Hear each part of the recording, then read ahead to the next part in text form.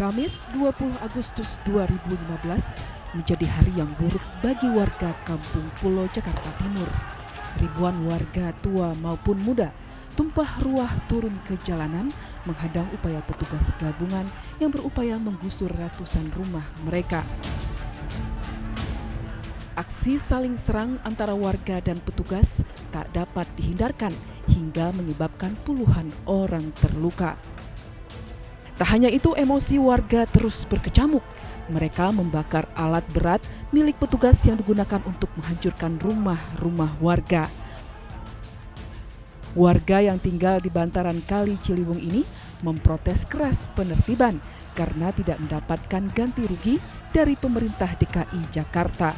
Meski demikian, Gubernur DKI Jakarta Basuki Cahayapurnama pantang menyurutkan nyali. Ahok tidak akan menghentikan proses penertiban pemukiman di bantaran Kali Ciliwung serta tidak akan memenuhi tuntutan warga yang meminta pembayaran ganti rugi. Bongkar kalau nggak ada IMB, sertifikat kamu udah saya bongkar. Ganti rugi nggak? Enak aja lo salah bangun ganti rugi.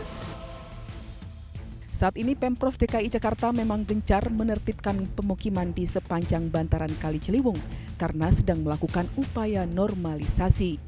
Normalisasi Kali Ciliwung dilakukan untuk mengatasi banjir yang setiap tahun melanda kota Jakarta.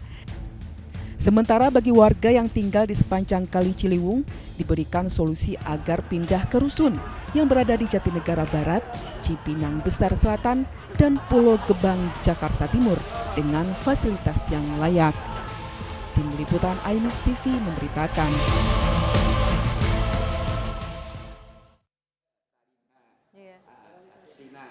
Kita lanjutkan diskusinya walaupun sekali lagi saat jeda ini masih terus jadi perbincangan bagi kami ada di sini. Saya sekarang ke Pak Abdurrahman Suhaimi. Gimana teman-teman DPRD memandang dari mulai isunya mengkhianati kesepakatan, kemudian diskriminatif karena harapannya daerah lain juga kalau memang betul melanggar. Itu dua hal ini yang kemudian ramai diungkap oleh publik sebagai bentuk ketidakadilan. Pertama gini, saya khususnya dan teman-teman DPRD itu menyayangkan ada korban kemarin. Ada korban dan ada yang salah tangkap atau apa gitu, berita di TV. Dan kita juga menyayangkan ini kan baru saja kita merayakan kemerdekaan. Ini sangat habis begitu gembira begitu, tiba-tiba ada peristiwa itu. Sebenarnya kita sudah berupaya sebelumnya komunikasi.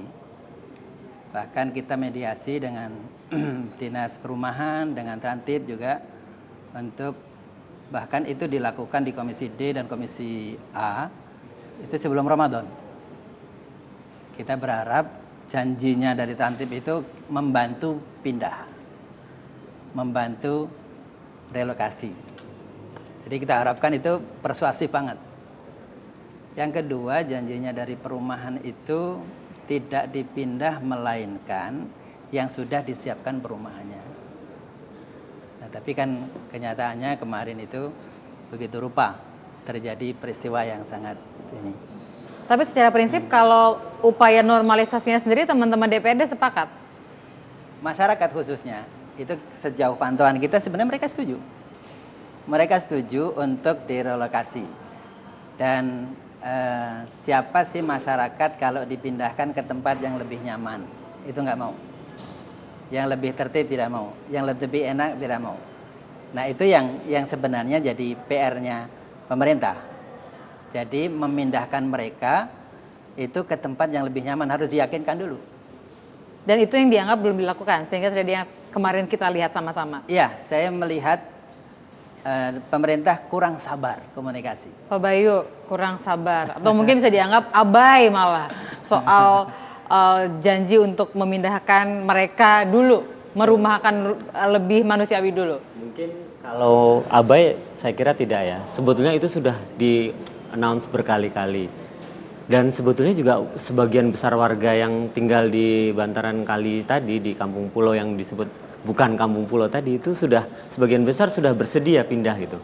Kan ini resistensi hanya ada beberapa persen dari pemilik landlordnya lah di sana, yang penguasa-penguasa di Landlord sana. maksudnya tuan tanahnya begitu Tuan ya? rumahnya yang Ya, banyak oke. kos-kosan inilah anggapnya gitu. Tetapi sebagian besar kan sudah pernah diajak oleh aparat pemerintah dari lurah segala untuk meninjau kondisi yang perumahan yang disediakan oleh dinas perumahan di perumahan di rumah susun ini, entah di Komarudin ataupun yang di Jatinegara, itu mereka sudah melihat dan mereka juga sebagian besar sudah setuju. Tapi kenapa nggak yang seperti disampaikan Pak Abdurrahman Suhaimi tadi, bahwa kenapa nggak mendampingi betul sampai pindah baru lalu kemudian dibereskan bangunannya? Sebagian besar juga sudah dipindahkan gitu kan. Hanya ada perlawanan ini karena memang kita juga nggak bisa terlalu mengulur waktu, karena kan tenggat waktu kita mengejar supaya bisa dilakukan normalisasi sebelum banjir atau sebelum hujan musim hujan tiba, walaupun prediksinya hujan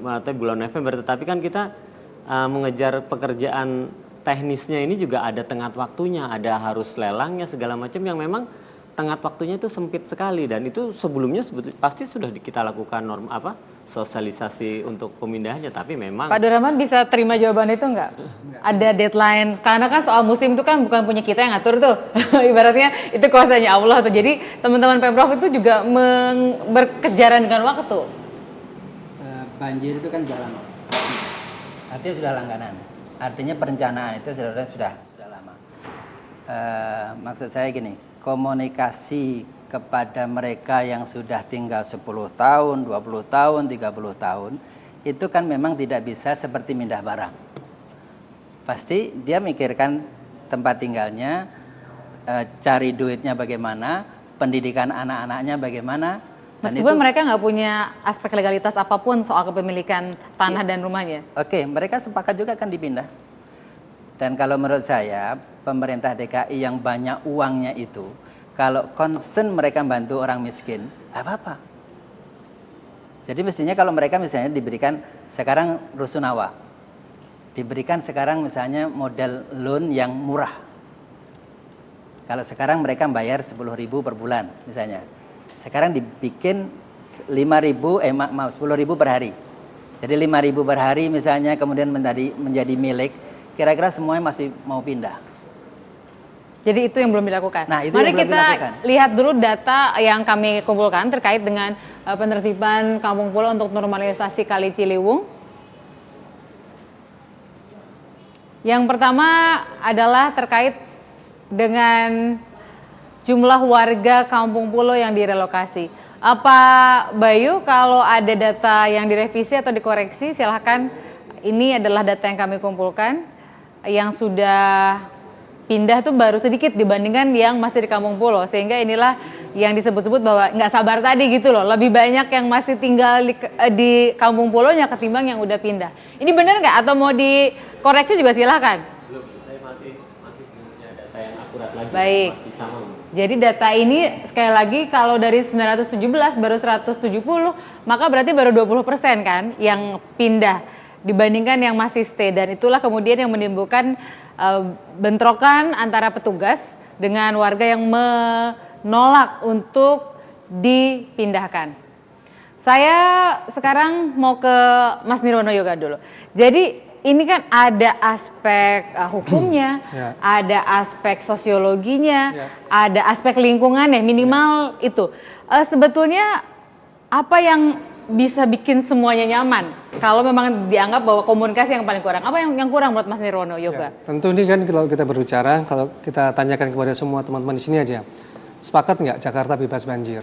Saya rasa semua pasti sepakat akan memimpikan Jakarta bebas banjir. Nah, kalau kita sepakat berarti kan ada konsekuensi yang harus dilakukan gitu. Karena untuk memutus mata rantai banjir kan harus ada yang dilakukan, mulai dari normalisasi kali seperti sekarang, revitalisasi waduk, perbaikan saluran air, menambah ruang terbuka hijau. Nah, normalisasi kali umpamanya, kita punya 13 sungai kan. Nah, salah satu 13 sungai ini tentu adalah Sungai Ciliwung yang menjadi perhatian sekarang. Nah, di sepanjang Kali Ciliwung sendiri kan kita punya daerah-daerah titik yang paling terdampak terhadap banjir, seperti daerah Bidara Cina sampai dengan Kampung Pulau ini gitu. Nah, di dalam rencana tata ruang wilayah dan juga rencana detail tata ruang itu sebenarnya sudah diplot ya.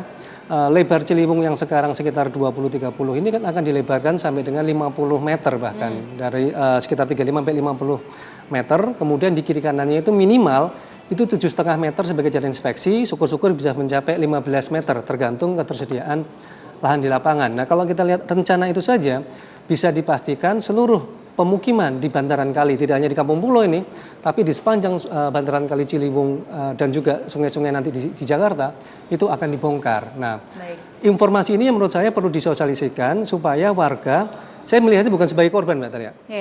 Jadi gini, mereka yang tinggal di Kampung Pulo ini saya lebih melihat mereka adalah pahlawan sebenarnya. Mereka kita selesai dulu di situ. Jadi pahlawan. Kita akan lanjutkan setelah iNews terkini. Kami akan masih lanjutkan satu segmen lagi mengenai penertiban normalisasi kawasan Kali Ciliwung yang berdampak kepada penertiban di Kampung Pulo. Sesaat lagi kita segera bergabung kembali dengan Anda.